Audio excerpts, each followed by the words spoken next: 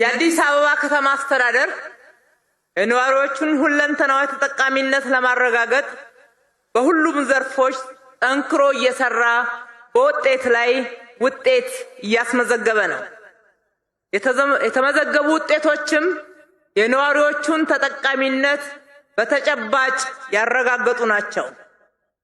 እንደ ሀገር ለዘመናት ተቆራኝቶን የቆየውን ደካማ የሥራ ባህል በማሻሻል 24/7 በመስራት አዲስ አበባ በስም ብቻ ሳይሆን ስሟን በሚመጥን ለውጦች እንደ ስሟ ውብ አበባ እየሆነች ነው።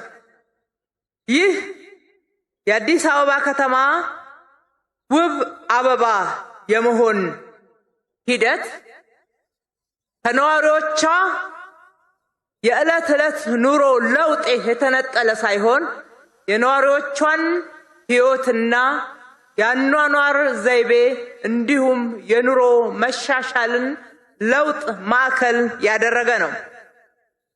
ይህ ሂደት ወደ ኋላ የሚጎትቱን ኋላ ቀር አስተሳሰቦችን ጊዜን በከንቱ ከማባከንና ከማይረቡን ጉዳዮች ሰብሮ በመውጣት የከተማችንን ነዋሪዎች ሰፊ የሥራ ዕድል ተጠቃሚ ባያደረጉ የኑሮ ጫናን ያቃለሉ ከተማዋን ያዘመኑ ተከታታይ ስራዎች ተቀጣጥለው የቀጠሉበት ነው።